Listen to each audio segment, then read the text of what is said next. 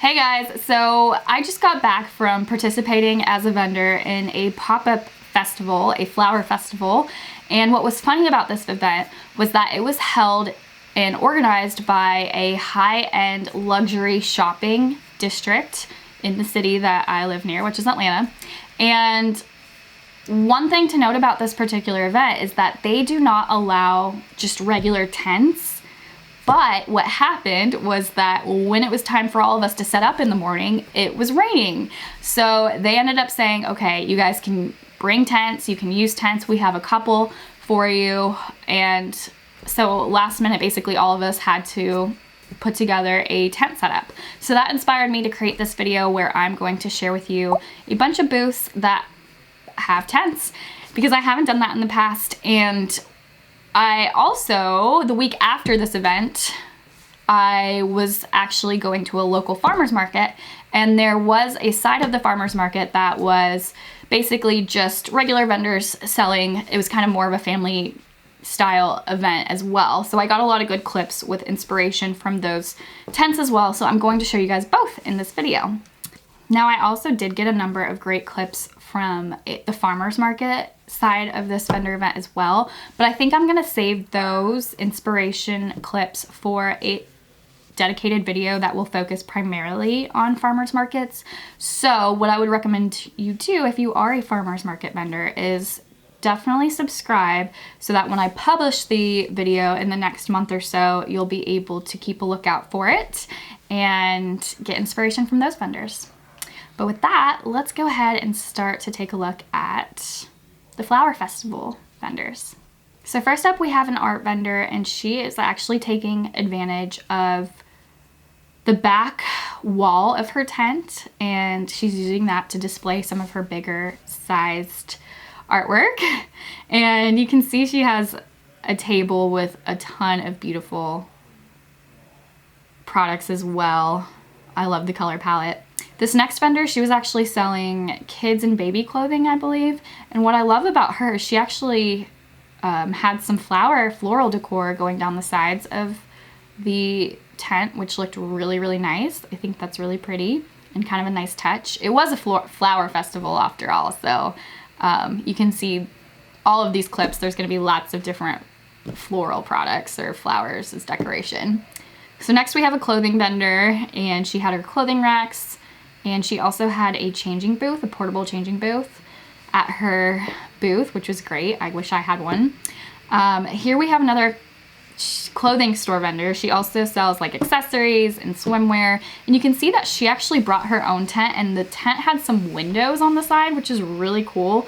I think that's kind of like nice that people walking by, they can kind of get a preview of the products. And it kind of feels like when you go inside, it's like you're going into a brick and mortar, you know, it's kind of different than like the tents with open walls.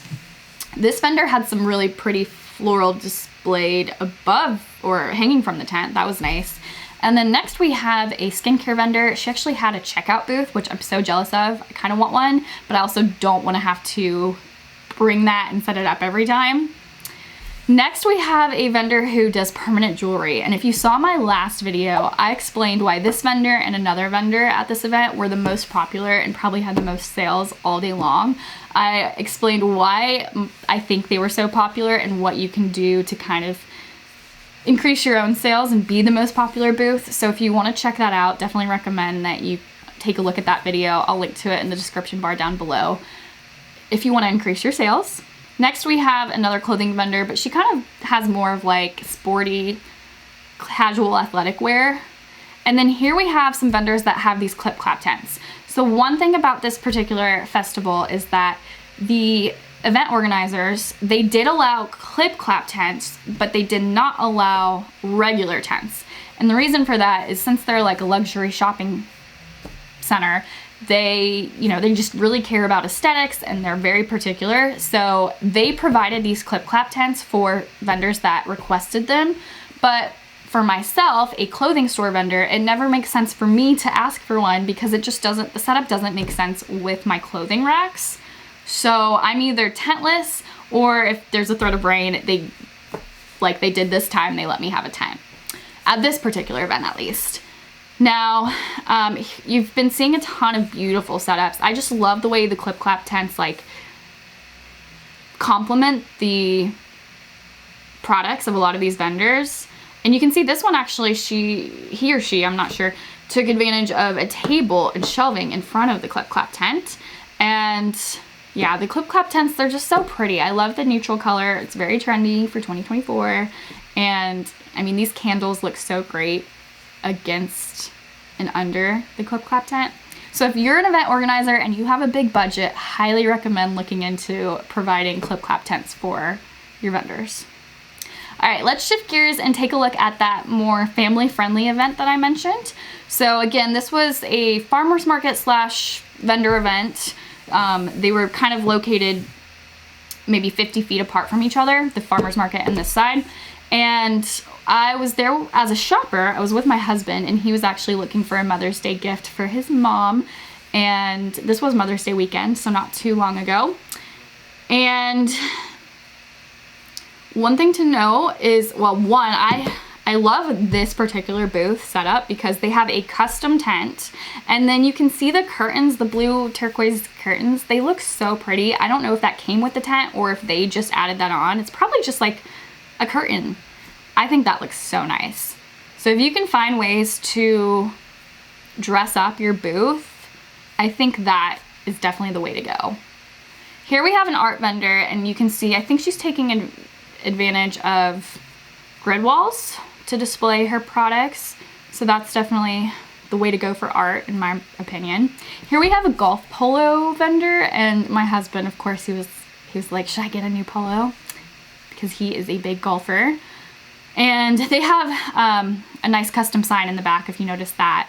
And then this vendor, I think she sells like bows, and for her, it looks like she kind of primarily focused on the table, and she took advantage of the vertical space, which allows her to display more products rather than having them all cluttered on a table. I think it's really great when you can take advantage of vertical space, and that allows you to bring more products and kind of have them in a nice way that is aesthetically pleasing and whatnot. And then you can see a lot of these vendors have custom signs that they hang in the back. So you don't necessarily have to have a tent with walls. Instead, you can just have a custom sign kind of in the background. I think that's definitely a nice touch.